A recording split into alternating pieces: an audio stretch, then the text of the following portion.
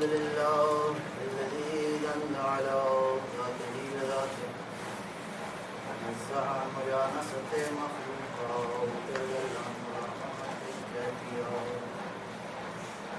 ضرب عن خوادر الزمون وبعد عن ملاحظة العيون علم بما كان قبل أن يكون مالك الملك تؤتي الملك من تشاء وتنزع الملك ممن تشاء وتعز من تشاء وتذل من تشاء بيديك الخير وهو على كل شيء قدير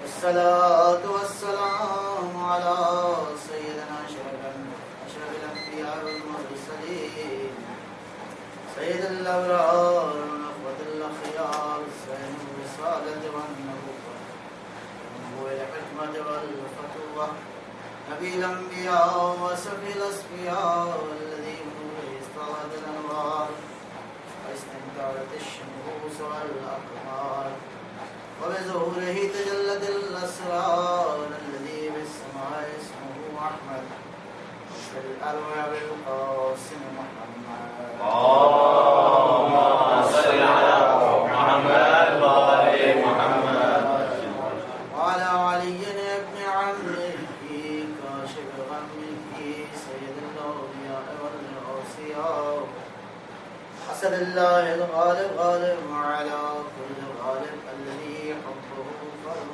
الحاضر والغائب مولانا بالسبتين للمؤمنين علي بن أبي طالب وعلى أولاده الطيبين الطاهرين المعصومين وجزا الله على العباد الداعين إلى الخلق بجميع الآثار والأقدار بالمآثر والآثار خير القرون الذين يبينون للناس مناهج الحلال والحرام أهل البيت المطهرين من الرس والآثام ورحمة الله وبركاته أما بعد فقد قال الحكيم في كتابه المتين بسم الله الرحمن الرحيم إنما المؤمنون الذين آمنوا بالله ورسوله وإذا كانوا معه على أمر جامع لم يذهبوا حتى يستأذنوا صلوات اللهم صل على محمد وآل محمد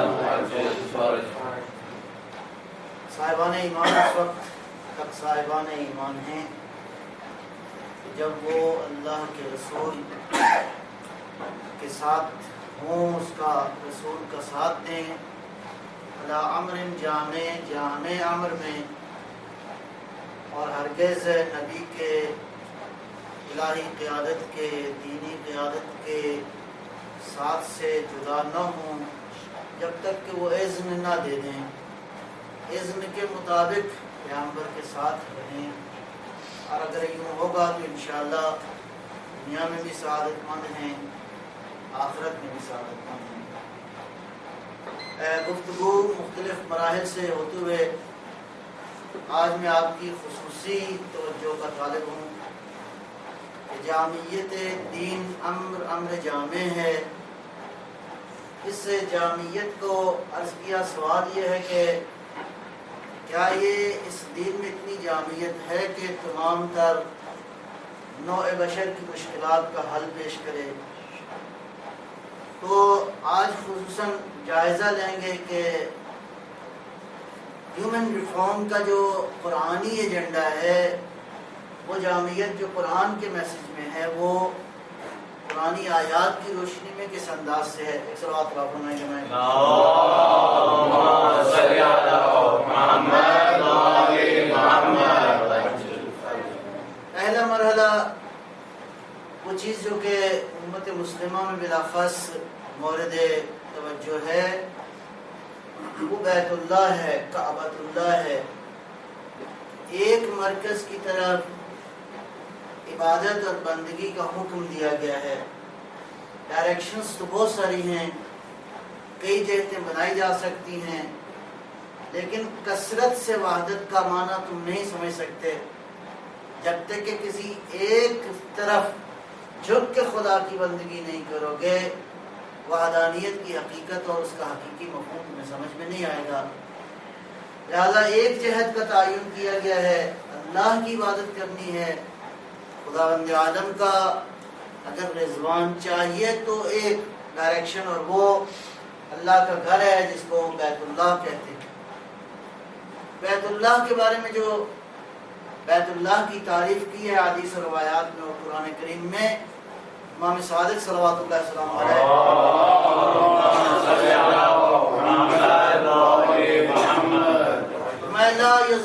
لا یزال الدین قائما ما دامت الکعبہ، جب تک کعبہ قائم رہے گا اللہ کا دین اس کو کوئی نہیں چھیڑ سکتا۔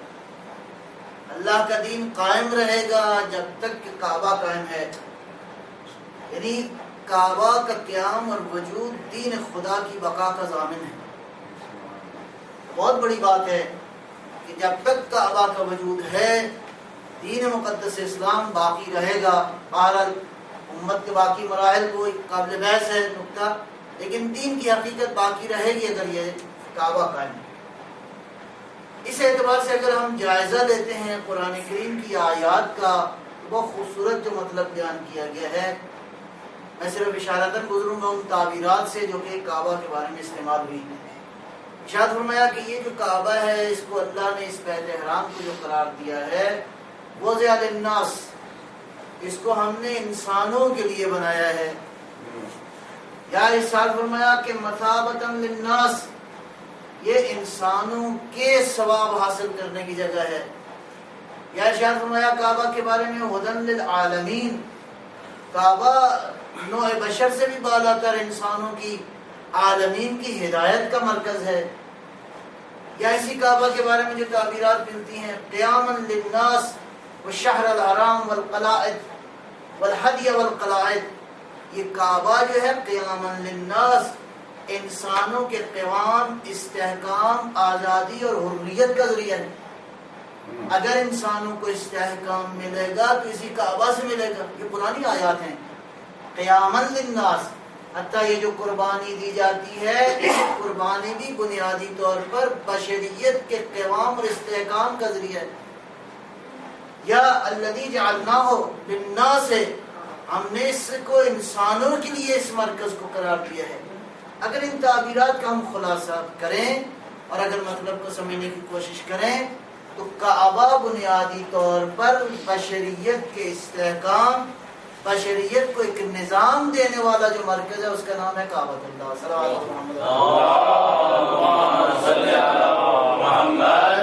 علیہ وسلم۔ البتہ یہ امت اسلام کے اسکالرز کا، علماء کی ذمہ داری ہے کہ اس مطلب سے کس طرح کیا نظام اخذ کرتے ہیں، اس کعبہ کو کس انداز سے بشریت کے استحکام کا ذریعہ ہونا چاہیے۔ لیکن پرانی تعبیرات یہی ہیں کہ کعبہ قیاما للناس ہے، وضع للناس ہے، جعلناہ للناس ہے، مثابۃ للناس ہے۔ یہ تعبیرات بیان کرتی ہیں کہ بشریت کے استحکام، بشریت کے سسٹم، بشریت کی بقا، بشریت کو اگر کوئی مرکز مل سکتا ہے تو اللہ کا گھر بیت اللہ ہے۔ صلوات محمد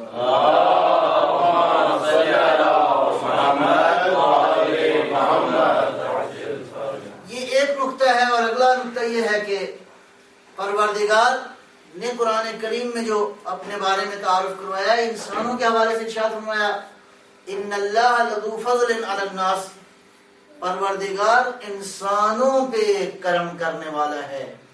خداوند عالم کی رحمت، اس کا کرم، اس کا فضل بشر کے لیے ہے۔ اب یہ بشر اپنے آپ کو آمادہ کرے، بشر تیار کرے۔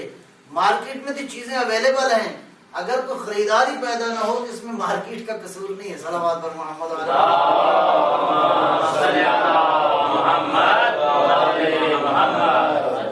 یہ لوگوں کی خریداری کی استطاعت جب نہ ہو، چیز موجود ہو تو وہ نہیں لے سکتے۔ نظام تو دے دیا گیا ہے، بشریت کی ہدایت کا میسج ہم نے دے دیا ہے، سسٹم بنا دیا ہے، خدا کا فضل موجود ہے، پروردگار کا کرم موجود ہے۔ اب فضل پروردگار سے کون کتنا استفادہ کرتا ہے، اس کے لیے اپنی استعداد کو بڑھانا ہوگا، اس کے لیے اپنی بساط کو بڑھانا ہوگا۔ جیسے جیسے آپ کی چادر وسیع ہوگی پروردگار کا فضل جو اتنا نازل ہوتا جائے گا۔ صلی اللہ علیہ وسلم۔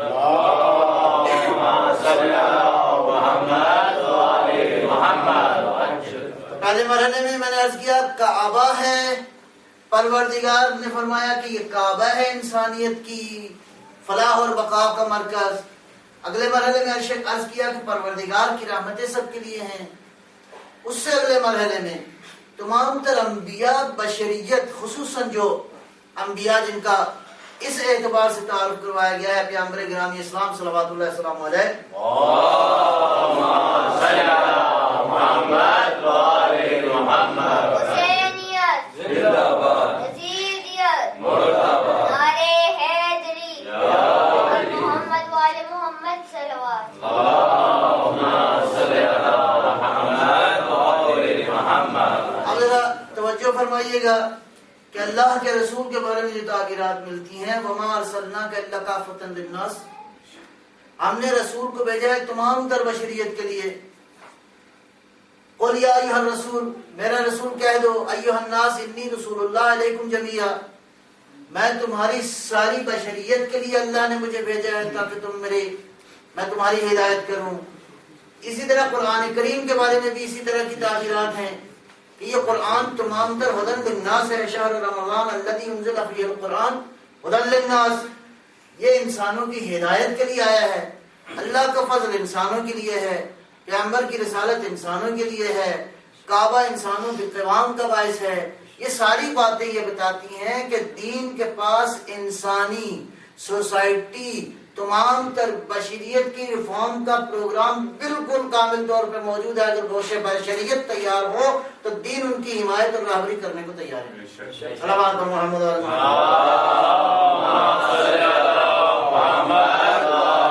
محمد۔ ابراہیم علیہ السلام کے بارے میں فرمایا انی جاعلک للناس اماما، ابراہیم ہم نے آپ کو انسانوں کی رہبری کے لیے چنا ہے۔ جناب داؤد کے ارشاد فرمایا انا جعلناک خلیفۃ فی الارض، داؤد ہم نے آپ کو خلافت دی ہے، فاحکم بین الناس، آپ انسانوں میں حکم کریں گے، یعنی حکم الہی قائم ہوگا بشریت۔ لہذا بشریت اگر تیار ہو تو بشریت کے لیے انسانی فلاح کا ایجنڈا جو ہے وہ دین کے پاس موجود ہے۔ بشریت کو تیار کرنا یہ ذمہ داری ہے کس کی؟ پیغمبر تو دے کے چلے گئے میسج، رہبریت کا نظام بھی ہو گیا، اب قرآن براہ راست مخاطب ہے اس امت سے۔ کنتم خیر امت اخرجت للناس،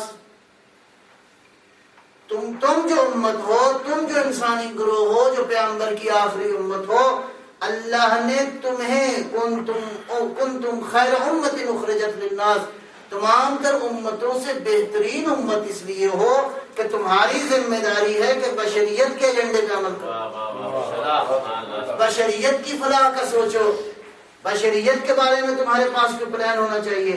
لہذا صدیوں سے ہم یہی کام کرتے آ رہے ہیں۔ کیا ہم لوگوں کو دعوت کیا دیتے ہیں؟ یہ اذان بیسیکلی اسلام کے ایجنڈے کی دعوت ہے، ہم یہی دعوت دیتے آ رہے ہیں۔ خدا کی بزرگی اور اس کی کبریائی کا اقرار کرتے ہیں، اللہ کی وحدانیت کا اقرار کرتے ہیں، پیغمبر اسلام کی رسالت کا اقرار کرتے ہیں، شیعہ اس کے بعد عدلی قیادت کا بھی اقرار کرتے ہیں، حی علی الصلاح خدا کی بندگی کی دعوت دیتے ہیں، اور ایک کام اور کرتے ہیں، حی علی الفلاح آج اور ریفارم کی طرف۔ لہذا دین نے صدیوں پہلے ریفارم اور چیریٹی اور این جی او کا تصور دیا، اب مسلمان عمل نہ کریں تو دین میں کبھی نہیں ہے۔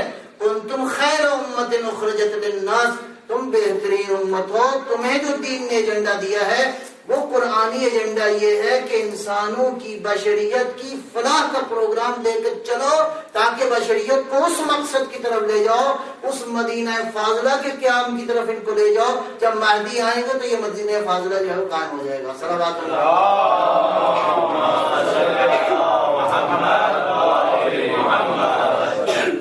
مہدی آئیں گے تو کون سا ایجنڈا لے کر آئیں گے؟ ظاہر ہے کہ کسی ایک قوم کا امام نہیں ہے، کسی ایک قبیلے کا امام نہیں ہے، کسی ایک انسانی گروہ کا امام نہیں ہے، منجی عالم بشریت ہے۔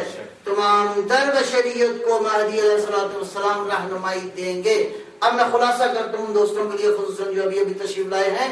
کعبۃ اللہ نے بنایا ہے کیا؟ مثابۃ للناس، قیاما للناس، وضع للناس، جعلناہ للناس، یہ انسانوں کے قیام، ان کی آزادی، ان کے سسٹم، ان کی ایک مرکزیت کا میسج دیتا ہے۔ پروردگار کی رحمتیں نوع بشر کے لیے ہیں، سرکار دو عالم کی ہدایت اور رہبری ساری انسانیت کے لیے ہے، قرآن کی ہدایت ساری انسانیت کے لیے ہے۔ اللہ نے جو بڑے بڑے نمائندے بھیجے جن کو خصوصاً لیڈرشپ کے عہدے پہ فائز کیا، وہ حضرت داؤد ہوں، وہ حضرت ابراہیم علیہ السلام ہوں، یا امامت کے اس عہدے پر، یہ امامت انسانوں کی راہبری کے لیے موجود ہے۔ یہاں تک کہ سارے سلسلوں کو لے کر قرآن یہ کہتا ہے کنتم خیر امۃ اخرجت للناس، تم بہترین امت ہو، اللہ نے تمہیں اس لیے بھیجا ہے تاکہ انسانوں کی فلاح کے ایجنڈے کے اوپر عمل کرو۔ صلوات بر محمد، اللهم صل علی محمد وعلی محمد۔ تو پہلا مرحلہ طے ہو گیا، قرآن اس میں کوئی رکاوٹ نہیں ہے، دین کے میسج میں کوئی رکاوٹ نہیں ہے۔ اب اگلے مرحلے میں عرض کروں کہ سوسائٹی کے قیام کے لیے 3 بنیادی ستون ضروری ہیں، ایک تعلیم ہے، ایک اقتصاد ہے، اور ایک قانون ہے جو معمور ہو عدالت کے ساتھ، وہ قانون جو عدالت کو نافذ کرے۔ اور ان تینوں ستونوں کو برقرار رکھنا، اس نظام کو امپلیمنٹ کرنا اور قانون کی نفاذ کی ضمانت فراہم کرنا، اقتصاد کو درست رکھنے کی ضمانت فراہم کرنا، تعلیم کے مقاصد کو لے کے آگے بڑھنا، اس کے لیے چوتھا ستون چاہیے جس کو حکومت کہتے ہیں۔ لہذا دین نے ان چاروں ستونوں کی خد و خال کو واضح کیا ہے۔ لہذا اگر وہ ایجنڈا جو قرآنی ایجنڈا ہے انسانیت کی فلاح کا، ان تینوں کو دیکھنا ہے کہ قرآن نے کس زاویے سے آپ کی رہبری اور رہنمائی کی۔ ایک صلوات اللہ فرمائیں گے۔ اللهم صل علی محمد وعلی محمد وعجل فرجهم۔ انشاءاللہ یہاں تک تو آپ میرے ساتھ ہیں۔ بسم اللہ۔ پہلا مرحلہ عرض کیا کہ دین کے پاس جو ایجنڈا ہے وہ ایجنڈا انسانیت کی بقا، انسانیت کے قیام اور انسانیت کی فلاح کا ایجنڈا ہے۔ حی علی الفلاح، ہم صدیوں سے کہہ رہے ہیں، اگرچہ عمل نہیں کرتے، یہ کرتے۔ صلوات بر محمد۔ اللهم صل علی محمد وعلی محمد۔ قرآن نے فرمایا کہ اللہ نے تمہیں ایک ہی ایجنڈا دیا ہے، 1 پوائنٹ ایجنڈا، اور وہ کیا ہے؟ کنتم خیر امۃ اخرجت للناس، انسانیت کی فلاح کا ایجنڈا ہے۔ اور آخری جو نمائندہ آئے گا وہ ظاہر ہے کہ منجی عالم بشریت ہوگا۔ اس درمیانی فیز میں ہم نے کیا کرنا ہے، اور وہ جو 3 بنیادی ستون ہیں اس کے حوالے سے ہمارا رول کیا ہونا چاہیے۔ میں نے عرض کیا ایک ستون ہے تعلیم، ایک ستون ہے اقتصاد، اور ایک ستون ہے قانون، وہ قانون جو کہ عدالت جس کا محور ہو۔ تعلیم کے حوالے سے ایک نکتہ عرض کروں گا کہ خالی علم نقصان دہ ہے، لہذا قرآن نے بیلنس کیا ہے کہ علم اس وقت کامیابی ہوگی علم حاصل کرنے میں، علم اس وقت جو ہے تمہارے لیے مفید ہوگا جب تمہارے باطن کی روح کی اصلاح ہو جائے۔ اگر تزکیہ نفس نہ ہوا تو یہ علم بہت خطرناک ہے، یہ علم بم بنائے گا، یہ علم تاغوت تباہ کرے گا، یہ علم نابودی لائے گا۔ یہ علم اگر ہوگا اور ہاتھ میں اگر چھری ہوگی تو اس سے خالی کیا کٹے گا؟ پیاز اور گاجر کٹے گی، انسان کا گلا نہیں کٹے گا۔ صلوات پر محمد علی محمد۔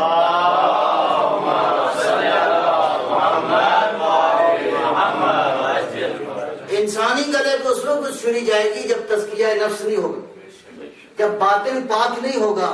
لہذا باطن پاک ہونا ضروری ہے۔ اس لیے جہاں کہیں تعلیم کی بات آئی ہے ساتھ ہی ساتھ اللہ نے یزکی کی بات کی ہے۔ یعلمہم الکتاب والحکمہ، یزکیہم ویعلمہم الکتاب والحکمہ۔ لہذا تزکیہ نفس ہونا ضروری ہے تاکہ علم انسانوں کے لیے مفید علم ثابت ہو۔ لہذا نظام تعلیم کا محور یہ ہے کہ جہاں جہاں تعلیم ہوگی ساتھ ساتھ تزکیہ ضروری ہے، انسانوں کے افکار کا پاک ہونا ضروری ہے، روح کا تزکیہ ضروری ہے۔ اس اعتبار سے یہ نظام تعلیم ہے جو بنیادی طور پر متعارف کروایا ہے کس نے؟ دین نے۔ آج ہم دیکھتے ہیں کہ نظام تعلیم کی بنیاد یہ نہیں ہے، نظام تعلیم کی بنیاد کچھ اور ہے۔ اس کے آبجیکٹو یہ ہے کہ یہ تعلیم حاصل کرنے کے بعد انسان اپنی اقتصاد کو بہتر بنائے، اور اقتصاد کو کیوں بہتر بنائے؟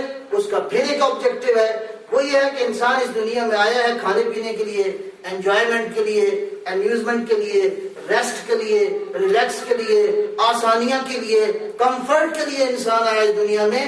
جو غیر دینی سسٹم ہیں، جو الہادی نظام ہیں، ان کے ہاں زندگی کا مقصد یہی ہے کھاؤ پیو موج کرو اور جاؤ جہنم میں. صلوات محمد. حبیب خدا ختم الانبیاء بلند تر صلوات.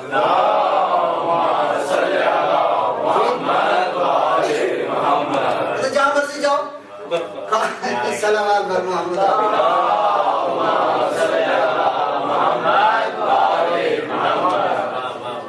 آپ نے دیکھا تعلیم اس لیے ہے تاکہ اقتصاد بہتر ہو.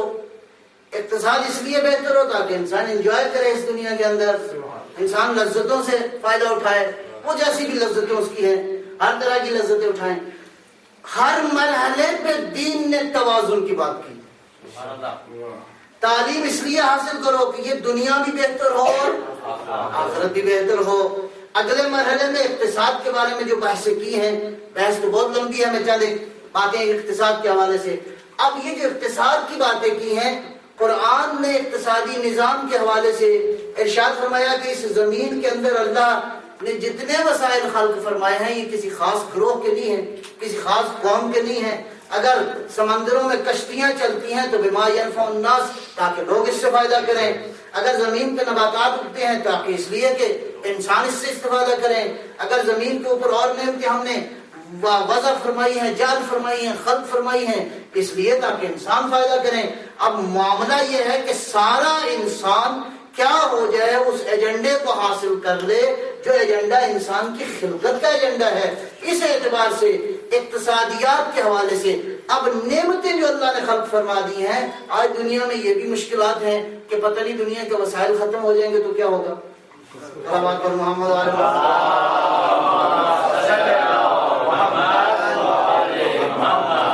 مشکلات، اللہ جانے انرجی کے وسائل ختم ہو گئے تو کیا ہوگا، اللہ جانے سبزہ ختم ہو گیا تو کیا ہوگا. اللہ کہتا ہے گھبرانے کی ضرورت نہیں ہے، ہم نے اتنا خلق کر دیا ہے. ان تعدوا نعمت اللہ لا تحصوها، اگر اللہ کی نعمتوں کو گننا چاہو، کیلکولیٹ کرنا چاہو، پرسیو کرنا چاہو، ایسیس کرنا چاہو، عقل نہیں بلکہ کمپیوٹر بھی سے بھی گننا چاہو تو خدا کی نعمتوں کا تمہیں احاطہ نہیں کر سکتے.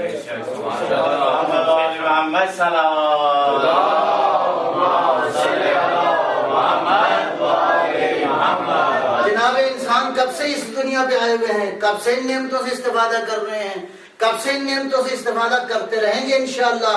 اور یہ نعمتیں ختم نہیں ہوں گی. یہ ممکن نہیں ہے کہ خالق مخلوق کو خلق کرے اور اس کو رزق نہ دے، یہ اس کے کرم کا تقاضا ہے.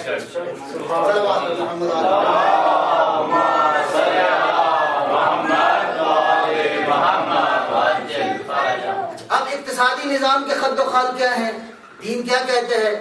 آج کی دنیا کے اندر ظاہر ہے کہ تین ہی مرحلے ہیں. پہلا مرحلہ پروڈکشن کیا ہے، اگلا مرحلہ جو اس کی ڈسٹریبیوشن کیا ہے، تیسرا مرحلہ اس کی کنزمپشن کیا ہے. اب اس موجودہ سسٹم کے اندر انسان ادھر تولید کرتا ہے اور ادھر اس کی زندگی کا مقصد فقط یوز کرنا ہے، یوزر ہے. دین کہتے ہیں یہ تینوں مرحلے طے ہونے چاہیے. لیکن انسان صرف اس لیے نہیں پیدا ہوا، یہ نعمتیں اللہ نے صاحبان ایمان کے لیے، انسانوں کے لیے خلق کی ہیں. اس لیے مولا امام عسکری علیہ الصلوۃ والسلام نے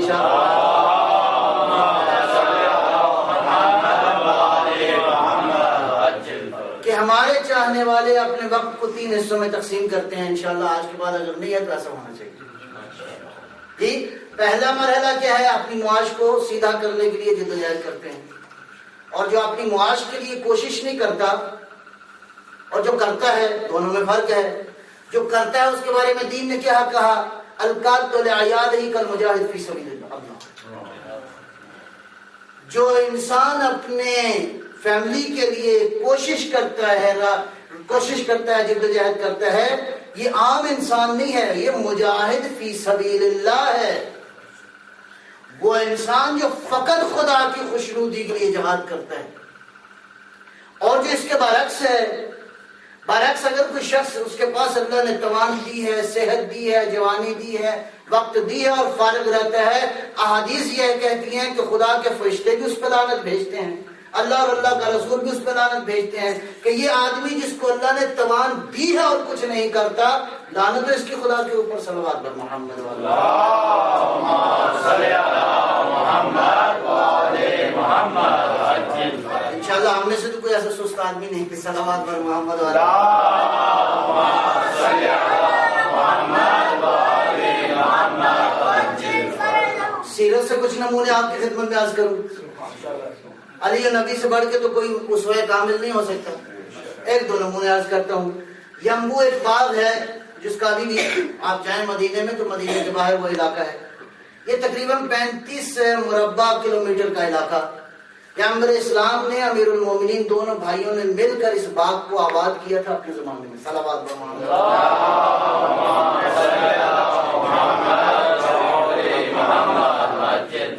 اکانومیکل ایکٹیویٹی کو خدا نے عبادت قرار دیا ہے، اقتصادی فعالیت کو دین نے عبادت قرار دیا ہے۔ یہی وجہ ہے کہ جس کائنات میں سب سے افضل تھے انہوں نے کام کرنے کو عیب نہیں سمجھا بلکہ خدا کی خوشنودی کا ذریعہ قرار دیا۔ امیر المومنین علی ابن ابی طالب علیہ السلام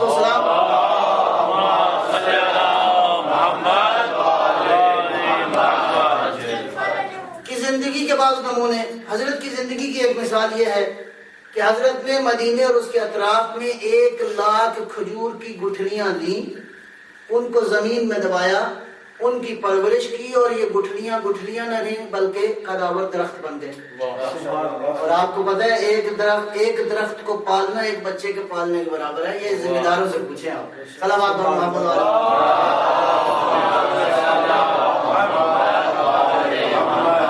لہٰذا علی کے ماننے والے اگر 1,00,000 نہیں تو 100-200 درخت تو لگا ہی سکتے ہیں۔ صلوات بر محمد علیہ۔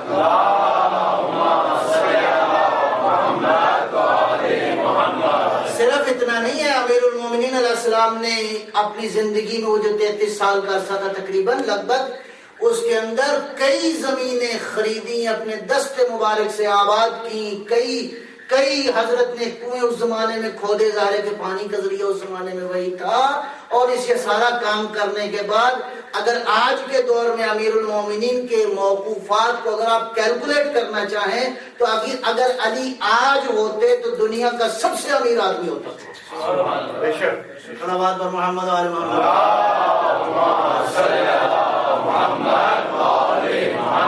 ہم نے آئمہ کو سمجھا ہوا وہی جو اللہ کرتے تھے اور تھوڑی بہت باتیں کر کے جو ہے دنیا سے چلے گئے، نہیں، یہ وہ خدا کی حجج ہیں، یہ وہ حجج الہی ہیں جنہوں نے زندگی میں ہر مرحلے پہ انسانوں کی رہنمائی کی ہے۔ علی جہاں شجاع تھا، علی اس کائنات اس عالم کے اندر دنیا میں علی سے بڑا کوئی شجرکار بھی نہیں۔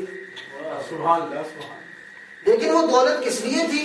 وہ دولت جو ہے امام علی علیہ السلام نے وہ دولت جو ہے وہ انسانوں کی بہتری کے لیے، یہ جو 1,00,000 درخت تھے فرمایا مسلمان اس سے استفادہ کریں، اور وہ موقوفات اپنے بعد وصیت فرما گئے امام حسن مجتبی صلوات اللہ السلام علیہ۔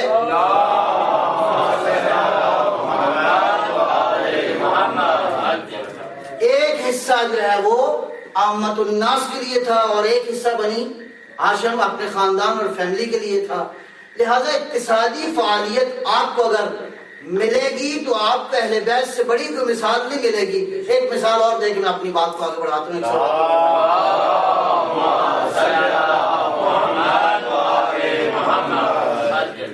5ویں امام علیہ السلام کہتے ہیں دھوپ کی شدت تھی، گرمی کا موسم تھا، آفتاب کی تمازت تھی اور ایک آدمی نے ادھر سے پکڑا ہوا تھا، ایک آدمی ادھر سے پکڑا ہوا تھا، دوپہر کا وقت تھا۔ ایک دور آدمی نے دیکھا، کہا کہ فرزند پیغمبر اور اللہ جانے ان کو دنیا کی محبت اتنی ہے کہ اس دنیا کی محبت میں اس دوپہر کے اندر یہ کیا کر رہے ہیں؟ اپنے مزرعہ پہ کام کر رہے ہیں، کھیتی میں کام کر رہے ہیں۔ جو ہے انشاءاللہ امام کھیتی میں کام کر رہے ہیں جبکہ دھوپ شدید ہے اور حالت بھی اچھی نہیں ہے۔ ایک آدمی نے ادھر سے سہارا دیا ہوا ہے، ایک آدمی نے ادھر سے سہارا دیا ہوا ہے۔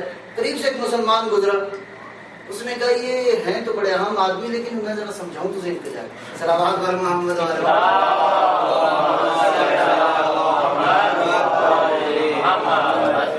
اے قریب السلام علیکم وعلیکم السلام۔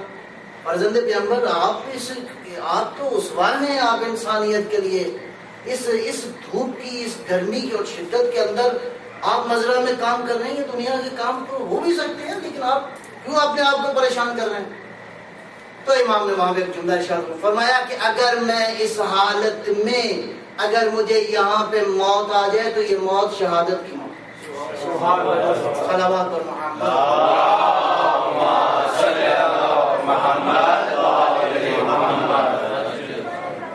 دین یہ کہتا ہے کہ توازن قائم کرو، دین یہ کہتا ہے کہ انسان فقط کھانے پینے کے لیے نہیں آیا، دین یہ کہتا ہے کہ اقتصادی فعالیت کو جو دین عبادت قرار دیتا ہے، لیکن اس اقتصادی فعالیت کے نتیجے میں اگر انسان کے پاس مال آ جائے، دولت آ جائے، اور دولت آنے کے بعد اگر وہ یہ تصور کرے کہ یہ دولت ہے جو میری دنیا اور آخرت کے سبب کا باعث ہے، اور آخرت میں عزت کا باعث ہے، بن سکتی ہے اگر یہ مومن ہو، لیکن اگر یہ دولت صرف اس لیے ہے کہ یہ زندگی میں اپنی زندگی کے اندر لذتوں کو پورا کرے، تو لذتوں کی دنیا کچھ نہیں ہوتی، لذتوں کی دنیا بہت مختصر ہوتی ہے۔ جنہوں نے لذتیں فقط اٹھائی ہیں آج ان کو دنیا میں کوئی یاد کرنے والا نہیں ہے۔ موسیٰ کا نام آج بھی زندہ ہے، قارون کو کوئی بھی یاد نہیں کرے۔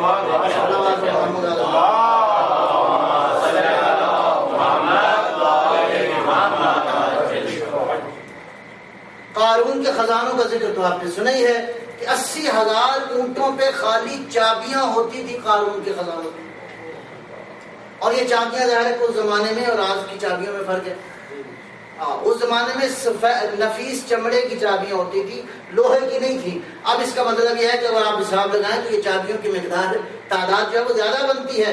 ایسے خزانوں کا مالک دنیا میں نہ رہا، اور اگر کوئی نام رہا کسی کا تو اس موسیٰ کا جو اون کے کپڑے پہنتا تھا، گرمی میں گھومتا پھرتا تھا، لوگوں کی ہدایت کرتا تھا، خدا کے حضور جھکتا تھا اور اپنی دنیا اور آخرت کی دعا کرتا تھا۔ چلو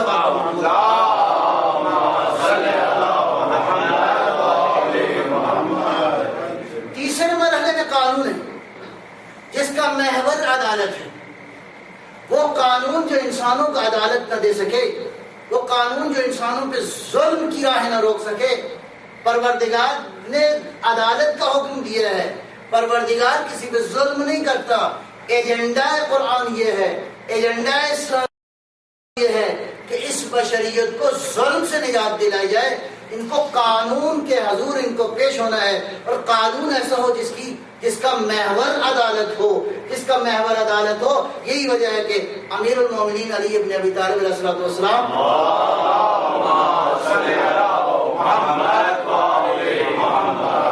کی زین کسی نے چوری کی، مقدمہ کیا عدالت میں، حضرت بھی پیش ہوئے، تو قاضی جب امام کے احترام میں اٹھا تو امام نے جلال کا اظہار کیا، فرمایا کہ یہ جو تم میرے احترام میں اٹھ رہے ہو اس کا مطلب ہے قضاوت میں بھی تم یہی کام کرو گے؟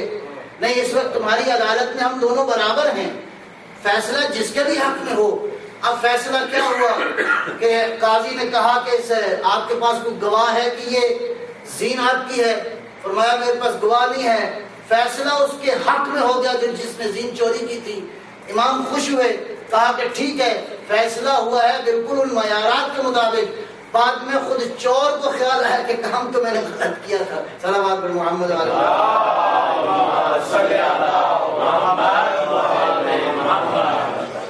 عدالت کی کیا تعریف ہے؟ عدالت کی کیا تعریف ہے؟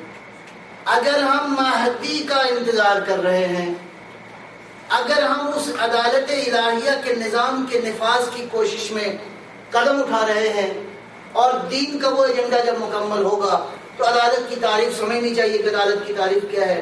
وضع الشیء علی موضعہ یا علی محلہ، ہر چیز اپنے مقام پہ ہو، اس کو عدالت ہے۔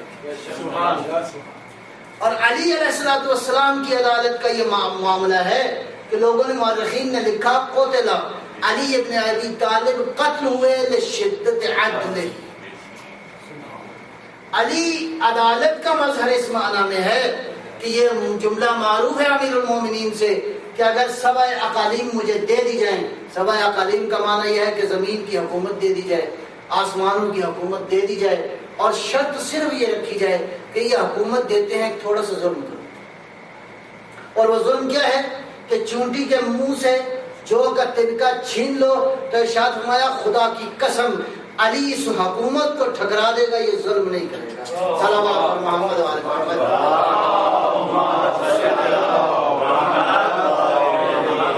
سلامتی عظمت مولا کائنات بلند تر صلوات.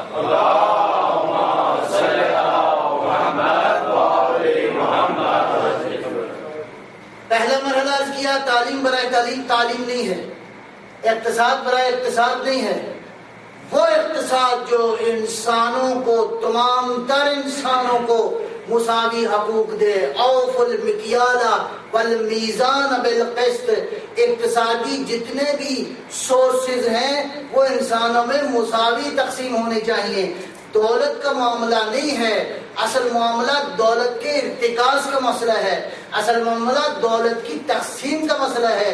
جب دولت کی تقسیم کا نظام عادلانہ ہو جائے گا، اور یہ کام اس حکومت کا ہے تاکہ ان تینوں شعبوں کو بیلنس کرے. ان دونوں شعبوں کو جب بیلنس کیا جائے گا کہ کوئی انسان ناراض نہیں ہوگا. یہی وجہ ہے کہ شہر انبار پہ جب لشکر شام نے حملہ کیا تو ایک فوجی گیا جا کے اس نے ایک یہودی عورت کے پاؤں سے اس کی پازیب چھین لی. یہودی عورت کے پاؤں سے پازیب چھین لی. یہ واقعہ امیر المومنین علیہ السلام کو پتہ چلا. معلوم ہوا تو حضرت ایک جملہ فرمایا، اور وہ جملہ علی کے ماننے والوں کے لیے مثال ہے زندگی کے اندر عمل کرنے کے لیے. ارشاد فرمایا کہ یہ واقعہ اگر کسی مسلمان کو پتہ چلے، کوئی مسلمان اس واقعے سے علم اس کو حاصل ہو اور یہ واقعے کے اظہار ناراضگی میں وہ مسلمان دیکھ کر کے مر جائے تو فرمایا علی کی عدالت گوارا نہیں کرتی کہ کوئی انسان جو اسٹیٹ، اسلامی اسٹیٹ کے اندر رہتا ہے اور اس کے حقوق کو ادا کرتا ہے، جب اس کے حقوق کو ادا کرتا ہے تو یہ اسٹیٹ کی ذمہ داری ہے اس کی عزت کی حفاظت کرے، اس کی ناموس کی حفاظت کرے، اس کے مال کی حفاظت، ولا کانا اس کا عقیدہ کوئی بھی ہو. اور دوسرا واقعہ بھی سناتا چلوں آپ کی توجہ کا طالب. صلوات پر محمد و آل محمد.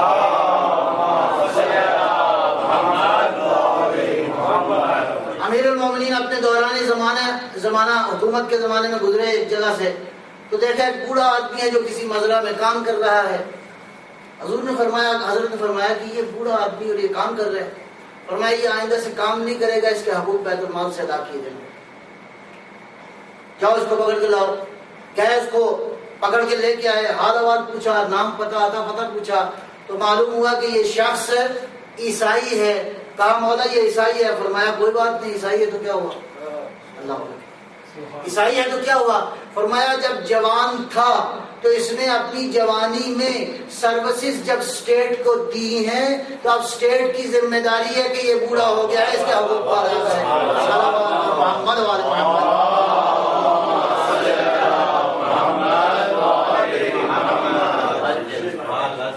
یہ ہے وہ ریفارم کا ایجنڈا جو آپ کو سیرت میں قدم قدم پہ نظر آئے گا. پہلے معصوم سے لے کر آخری معصوم تک یہی عمل، آپ یہی سیرت طیبہ نظر آئے گی. لہذا تعلیم فقط تعلیم کے لیے نہیں ہے، تعلیم اس لیے ہے تاکہ تم اپنی بھی معرفت حاصل کرو، اس کائنات کی بھی معرفت حاصل کرو اور اس کائنات کے خالق کی بھی معرفت حاصل کرو. تعلیم ایک پہلا مرحلہ ہے. جب اپنی معرفت ہو جائے گی تو من عرف نفسہ فقد عرف ربہ. جو اپنی معرفت پالے گا وہ اپنے پروردگار کی تعریف کرے گا.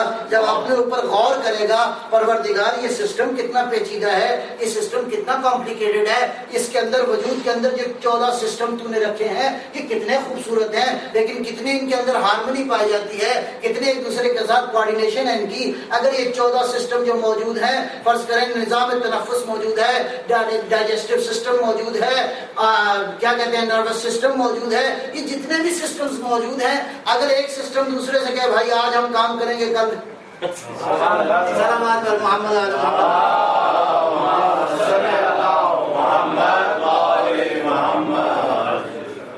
آج سے ہماری چھٹی ہے، ہم 1 مہینے کی چھٹی پہ جا رہے ہیں تو کیا ہو جائے گا؟ انسان کی چھٹی ہو جائے گی.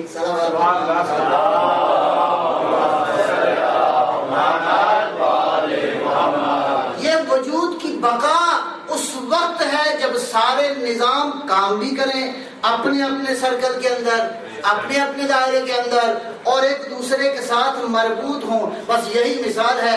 اگر سوسائٹی بھی قائم رکھنا چاہتے ہیں تو ہر کوئی اپنے سرکل میں بھی کام کرے، لیکن یہ سرکل دوسرے سے بھی مربوط ہو. جب مربوط ہو جائیں گے تو سوسائٹی زندہ رہے گی. جب ایک سسٹم دوسرے سے لا تعلق ہو جائے گا تو یہ سوسائٹی بھی مر جائے گی. اس لیے ارشاد فرمایا قرآن نے کہ بعض امتوں کی ایک خاص موت ہے. ایک انسان کی موت ہے، ایک اجتماع کی موت ہے. اجتماع کی موت اس وقت ہوتی ہے کہ جب سسٹم آپس میں مربوط نہ رہے، کوئی کسی کو کسی کا خیال نہ ہو. آئی ڈونٹ بادر کا جب فلسفہ آ جائے، نعرہ تکبیر، نعرہ رسالت، نعرہ حیدری، محمدی امام زمانہ بلند تر صلوات.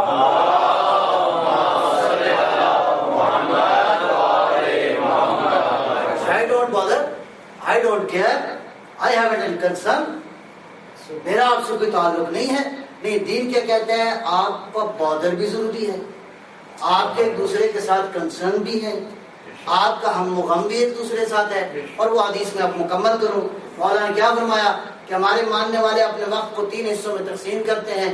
پہلا مرحلہ یہ ہے کہ معاش کے لیے کوشش کرتے ہیں. دوسرا مرحلہ یہ ہے کہ جو شریعت نے جائز لذتیں قرار دی ہیں ان سے استفادہ کرتے ہیں، یعنی کبھی کبھی تفریح کے لیے بھی جاتے ہیں، یعنی کہ صدقات.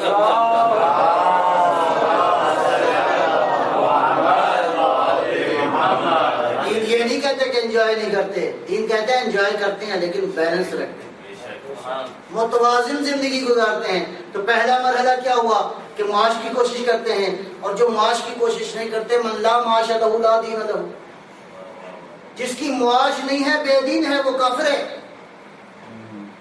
من لا معاش لہ لا دین لہ، جو یکاد الفقر و یکون کفرا، یہ جو فقر ہے یہ فقر نہیں ہے، یہ کفر ہے. یہ فقر آپ کو کفر پہ لے جاتا ہے.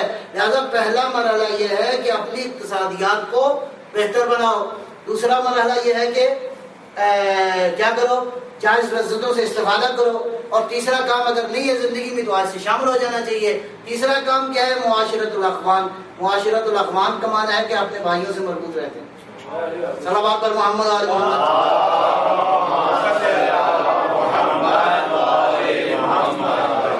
اور یہ سال بعد معاشرت الاخوان نہیں ہوتی. صلوات پر محمد آل محمد.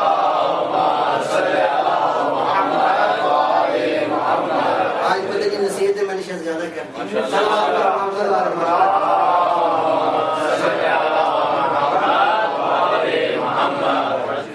یہ ہے دین کی جامعیت کا مفہوم. آپ کو سمجھنا ہے دین جامعیت اس وقت اپنی معنی کرتا ہے پورا کہ جب انسان انسانوں سے مربوط ہوں. جب انسان ہی انسان سے نہ مربوط ہوں تو اس کائنات کے اندر تو ہم نے یہ سبق سیکھا ہے کہ اگر الیکٹران پروٹونز کے دائرے سے باہر نکل جائے تو وہ ایٹم نہیں رہتا.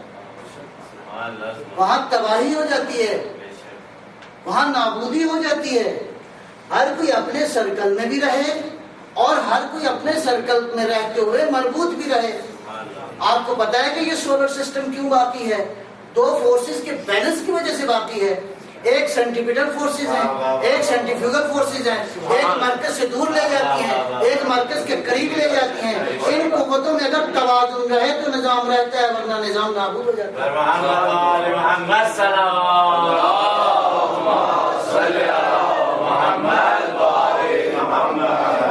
کیا نتیجہ ہوا؟ اپنے مرکز میں رہو، اپنے محور میں رہو، لیکن چپ نہ رہو، حرکت میں رہو. اگر ساکت رہو گے، جو آدمی کھڑا رہے تو پانی بھی بدبو دینا شروع کر دیتا ہے.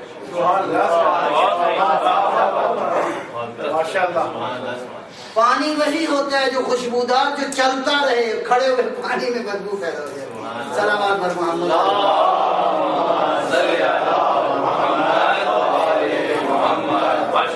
تو زندگی میں حرکت رہے. اور اس کے بعد تیسرا جو مرحلہ ہے جس پہ شاید ہم غافل ہیں، معاشرت الاخوان. نبی اکرم کی بڑی معروف حدیث ہے، من اصبح ولم يهتم بامور المسلمين فليس بمسلم. مختصر جلدی ترجمہ کروں. جو شخص روزانہ مسلمانوں کی امور کو اہمیت نہیں دیتا، اگر کچھ کر سکتا ہے اور اہمیت نہیں دیتا فلیس بمسلم، وہ دائرہ اسلام سے خارج.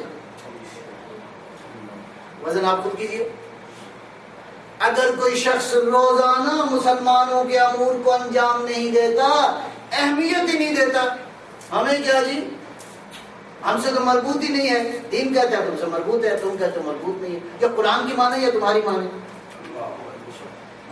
قوا انفسکم واہلیکم نارا، خود کو بھی بچاؤ جہنم سے اور اپنے اہل جو آپ کے دائرہ ارتباط میں ان کو بھی بچاؤ جہنم سے، جہنم میں نہ جائیں. صلوات پر محمد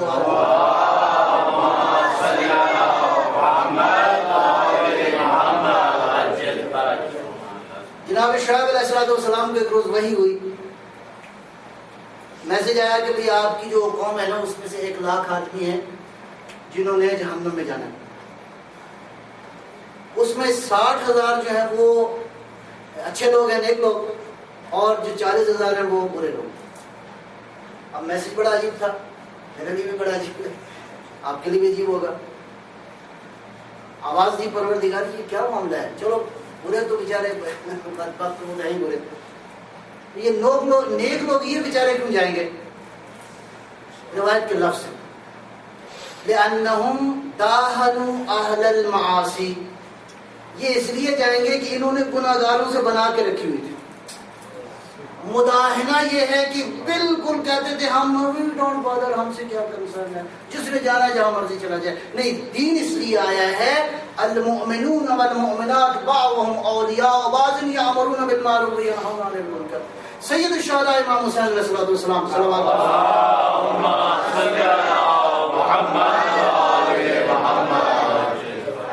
آج کی گفتگو کو کمپائل کر رہا ہوں، خلاصہ دے رہا ہوں آپ کی خدمت میں. امام کی تحریک کا 5 نکاتی ایجنڈا، اس پر ذرا غور کیجیے. 5 پوائنٹ ایجنڈا آف کربلا کیا ہے، اور خود اپنے دست مبارک سے یہ ایجنڈا تحریر فرمایا. انی لم اخرج عشرا ولا بطرا، میں ظلم کرنے نہیں جا رہا، میں فساد پھیلانے نہیں جا رہا، میں شر کے آغاز کے لیے نہیں جا رہا. انما خرجت لطلب الاصلاح فی امت جدی، سبحان اللہ، میں اپنے جد کی امت کی اصلاح کے لیے نکلا ہوں. تو اس سے 2 باتیں سمجھ میں آئیں. ایک تو ایجنڈے میں امت شامل ہے. جب امت پیغمبر کہا جائے گا تو کون کون شامل ہے ذرا بتائیے گا. قل یا ایھا الناس انی رسول اللہ علیکم جمیعا، انسانوں میں تمہارے لیے رسول بن کے آیا ہوں. اس کا مطلب ہے امت پیغمبر کے ایجنڈے میں ساری نوع بشر شامل ہے. تو حسین ساری بشریت کی نجات کے لیے حسین نے خروج کیا. ایک نقطہ یہ ہوا. دوسرا انما خرجت لطلب الاصلاح فی امت جدی کا معنی یہ ہے، انما، آپ تو یاد ہے نا آپ کو انما کا معنی کیا ہے. جہاں انما آ جائے اس کا مطلب یہ ہے اس کے باہر مطلب نہیں ہے، مطلب اس کے اندر ہی ہے. جہاں انما آ جائے مطلب اس کے باہر نہیں ہے. انما یرید اللہ لیذھب عنکم الرجس اہل البیت ویطہرکم تطہیرا. اگر طہارت دیکھنی ہے تو انما کے اندر ہے، انما کے باہر نہیں ہے. صلوات پر محمد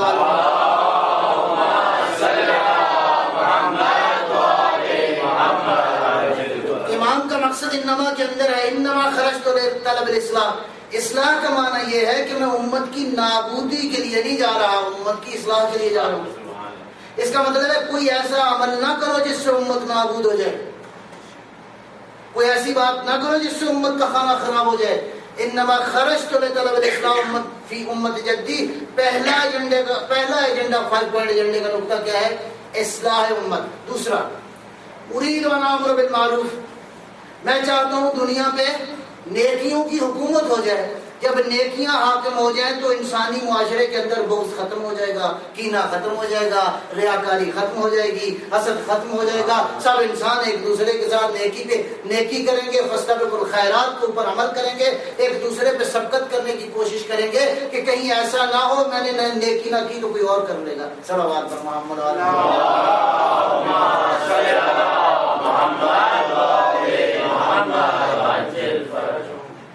یہ دوسرا پوائنٹ ہو گیا. ارید. اب یہ ارادہ کس کا ہے؟ کس کا ارادہ ہے؟ حسین کا ارادہ. تو حسینی کا ارادہ کیسے ہونا چاہیے؟ حسینی کا ارادہ ظاہر ہے کہ حسین کے ارادے کے تابع ہونا چاہیے. حسینی کا ارادہ حسین کے ارادے سے علاوہ نہیں ہو سکتا.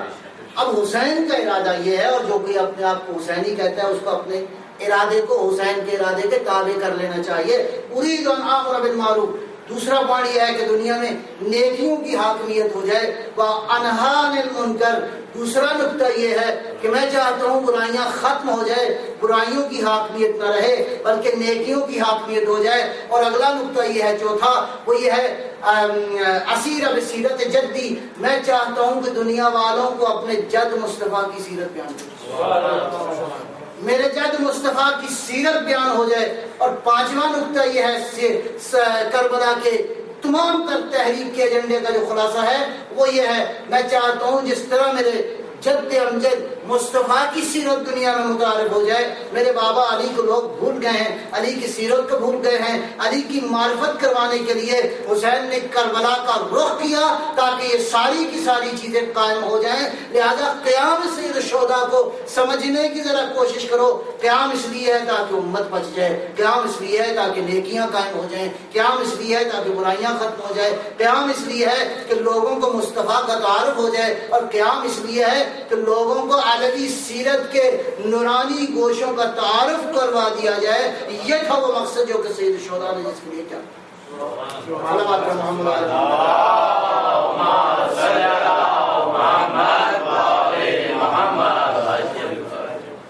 اتنا بڑا قیام جس کی تاریخ میں کوئی مثال ہی نہیں تھی. اتنا بڑا قیام کہ جس کے بارے میں قرآن کے یہ لفظ ہیں وَفَدَيْنَاهُ بِذِبْحٍ عَظِيمٍ. اسماعیل کی قربانی قبول ہو گئی اور اللہ نے فرمایا کہ ہم نے ایک اور قربانی کا بندوبست کر دیا ہے, اس لیے کہ دین کی نابودی کے لیے بہت سیاہ تاریک آندھیاں چلیں گی, گٹا ٹوپ تاریکی ہوگی. ایسے عالم میں اسماعیل کی قربانی کام نہیں آئے گی, فخر اسماعیل کی قربانی. کون ہے حسین؟ عزیز و عزادار روایت یہ لکھی ہے کہ امام پیغمبر اسلام جب حسین دنیا میں آئے تو ایک روز پیغمبر کے ہاتھوں میں تھے اور پیغمبر مسجد نبوی میں تھے, مسلمانوں کے سامنے تھے. حضور نے کیا کیا, حسین کے بوسے لینے شروع کیے.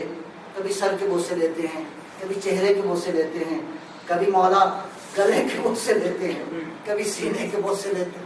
یہ منظر دیکھا, پیغمبر زارو کتاب رو رہے تھے. جب مسلمانوں نے یہ حالت دیکھی, پیغمبر کو دیکھتے دیکھتے پیغمبر کو سارا مجمع جو ہے وہ رونا شروع کر دیا. روایت کے لفظ یہ ہیں فَزَجَّ النَّاسُ بِالْبُكَاءِ وَالنَّهِيبِ. خالی ایک کی دھاڑے مارنے کی آوازیں نہیں تھی, پیغمبر بھی رو رہے تھے, سارے مسلمان دھاڑے مار کے رو رہے تھے. عزادارو سنو گے, ایسے مرحلے میں پیغمبر نے ایک جملہ بولا کہ تاریخ نے لکھا ہے. پیغمبر نے روتے روتے آسمان کی طرف نگاہ کی اور جملہ کہا اللہم فبارک لہو فی قتلہ. پروردگارا حسین کے قتل میں برکت عطا کر دے. یہ قتل میں برکت کی دعا کیا تھی؟ اس لیے کہ آنے والے وقت کو پیغمبر دیکھ رہے تھے کہ ایک وقت آئے گا دین پہ مشکل آئے گی. پروردگار اس شہادت میں اتنی برکت دے دے کہ شہادت کی وجہ سے دین باقی رہ جائے.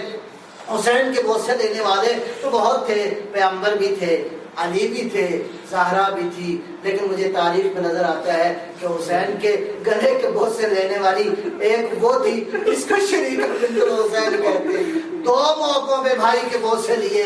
ایک اس وقت جب امام رخصت ہونے لگے تو آواز دی مہلن مہلن یا ابن الزہرا, ذرا فرزند زہرا رکیے. حسین پلٹ کے آئے. اب زینب نے کیا کیا, بند قبا کھولنے شروع کیے. کھولتے ہوئے گلے کے بوسے لینے شروع کیے. کہا بھیا ماں کی وصیت تھی کہ جب بھائی آخری وقت رخصت ہونے آئے تو زہرا کی طرف سے حسین کے گلے کے بوسے. اور دوسرا مرحلہ عزادارو کب ہوا؟ جب 11 محرم آئی. زینب کے ہاتھ پسے گردن بندے تھے, قافلے کو کہا گیا کہ لے چلو. جب گنج شہیدہ سے ظالموں نے گزارا تو فاطمہ کی بیٹی بس ایسے گری سین سے زمین پہ جس طرح عباس گھوڑے سے زمین. اس کے بعد کیا کیا, لبوں کو کٹی ہوئی لبوں کے اوپر رکھا. واہ محمد وعلیہ حسین المنور بالدماء.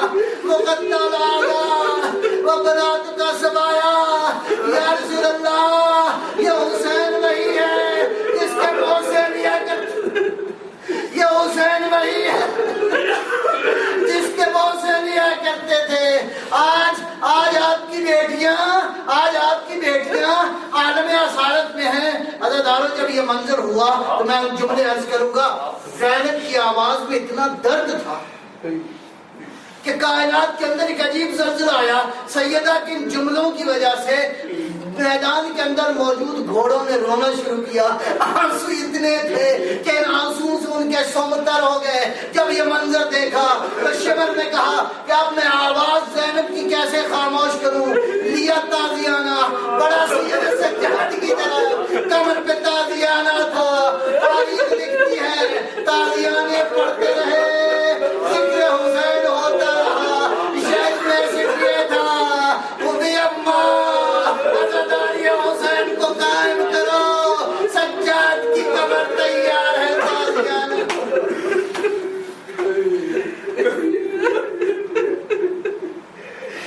اِنَّا لِلَّهِ وَإِنَّا إِلَيْهِ راجعون.